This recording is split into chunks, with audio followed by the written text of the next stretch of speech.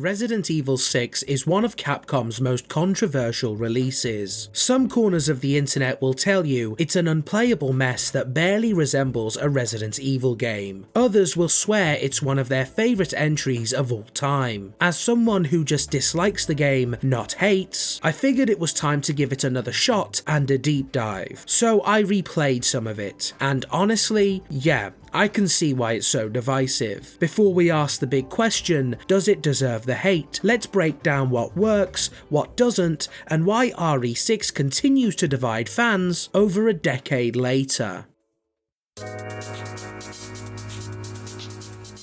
Let's start with the worst part, the gameplay and pacing. The game is a mess when it comes to flow, constantly shifting between high intensity action and slow drawn out sequences that kill any momentum. And then there's the quick time events. Every 5 minutes the game interrupts you with a QTE, whether it's escaping a zombie, opening a door, or dodging an oncoming train. It's relentless. The outcome of this is that RE6 ends up feeling like a game that doesn't trust you to actually play it. However, even when it does let you play, another issue kicks in: forced walking. Large sections of the game make you slowly follow NPCs with no option to speed it up. If you try to run ahead, the game just stops you. It's like a never-ending escort mission, but instead of protecting an NPC, you are the one being held back. This issue is only made worse by the destination marker. Unlike other Resident Evil games, RE6 rarely gives you time to explore. You're either slowly trailing an NPC or being guided to sprint through an area as fast as possible. In a ton of sections, you can literally just run past everything without engaging in combat. It's a shame because RE6 is a visually detailed and well-designed game, but instead of encouraging you to appreciate its environments, it constantly pushes you to rush through them. I quickly found myself missing the horror elements that define the usual Resident Evil experience. The game lacks atmosphere. There's no tension, no moments where you feel hunted by a Mr. X type figure, and nothing that makes you stop in your tracks after hearing something unsettling in the next room. Its slower paced sections feels empty rather than suspenseful, offering no real reason to soak in the environment or appreciate the world around you. The biggest reason for this is that all the playable characters feel completely overpowered. There's never a moment where you truly fear getting hurt or overwhelmed. It's just a matter of reaching point A, dropkicking anything in your way. Which leads us to combat and controls. When the game finally lets you fight, it still doesn't feel great. Melee attacks are wildly inconsistent. If an enemy is even slightly out of range, you'll end up kicking or punching the air and leaving yourself wide open for a QTE. Certain segments feature elevated or uneven ground, which completely breaks melee combat. Needless to say, this makes the combat feel clunky and poorly refined. The dodging is no better. It's like the game expects you to be an MMA fighter, constantly rolling, diving and countering just to avoid basic enemy attacks. Traditional Resident Evil gunplay is completely out of the window. Instead, zombies and enemies lunge at you non-stop, forcing you to react in ways that don't feel natural. It feels like Capcom said, what if we made a game entirely about reaction time? Almost every movement mechanic feels clunky, to the point where using them rarely makes sense. This is likely why the game forces them on you, especially with the constant lunging enemies, making dodging feel more like an obligation than a strategic choice. Map design.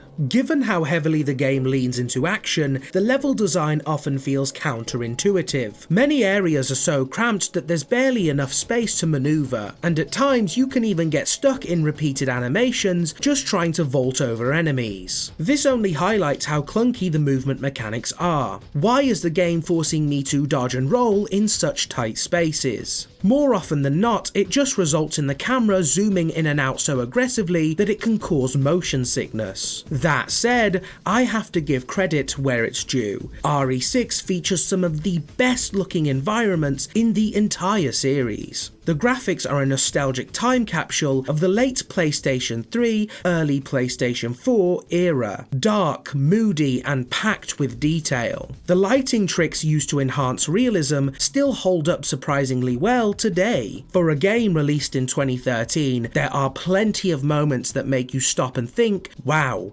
that's beautiful. That alone earns it major respect from me. Story and characters. If there's one thing Capcom consistently nails, it's the character writing, and surprisingly, RE6 does a good job here. Every character feels true to themselves, and while the story is over the top, it at least fits the game's ridiculous action-heavy tone. Leon in particular stands out. He's gruffer, more serious, and really leans into the die-hard protagonist role. It may not be the Resident Evil we're used to, but in terms of writing, it works. At times, the story feels more like a movie than a game, and I believe that's entirely intentional. The performances are intense, and the combination of camera work, lighting, and world building creates a distinctly cinematic feel. Does that suit an RE game? Honestly, kind of. Despite the criticism, I genuinely enjoyed the story and its more serious tone. If it hadn't leaned so heavily into action movie tropes, I think it could have worked even better. Summary. To sum up my thoughts, Resident Evil 6 feels more like a movie than a game. Its actual gameplay is frustrating, underdeveloped, and stuck in an identity crisis, caught between the slow-paced storytelling and action-heavy cinematic set pieces. Maybe it's just a product of its time, but in terms of gameplay, this might be the weakest entry in the mainline series. Despite all of its flaws, I don't hate Resident Evil 6. It's unpolished and often frustrating, with small annoyances that pile up the longer you play. However, its strengths, like the story, characters, and impressive visuals, are enough to carry you through. Calling it unplayable feels exaggerated, but praising it as perfect is just as extreme. It's worth noting that Resident Evil had an active movie series running from 2002 to 2016, which may have influenced the game's direction. Whether the goal was to appeal to moviegoers or to bring a more cinematic feel to the series, RE6 ultimately feels like a movie script forced into a game. Some elements work, but many just don't. This brings us to the next point: how Resident Evil 6 was received by fans. Does it truly deserve the hate, or is it somewhat misunderstood?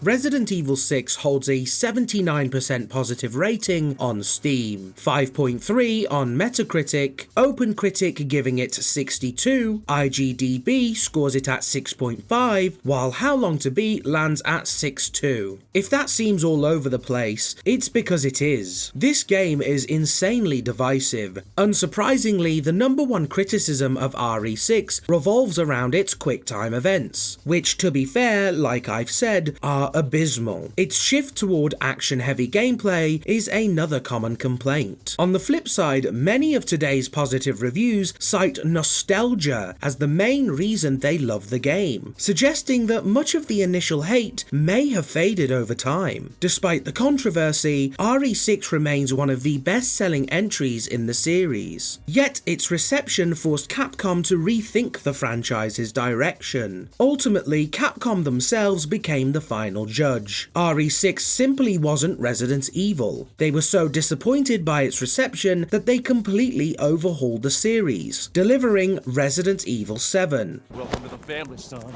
As an almost apology, a return to survival horror that redefined the franchise. Resident Evil 7 undeniably proved that the series thrives as a true horror experience. While it may not have the broadest mass appeal, it remains critically acclaimed and is most highly regarded when it stays true to its roots. So what's the final verdict? A decade later, Resident Evil 6 is just as divisive as ever. Is it bad? Is it good? Is it misunderstood? Personally, I'd call it decently bad, but ask 100 people and you'll get 50 who love it. It's a game you have to experience for yourself to know if you'll enjoy it, but it's undeniably aimed at a different audience than core Resident Evil fans. If you enjoyed this video, please leave a like and subscribe.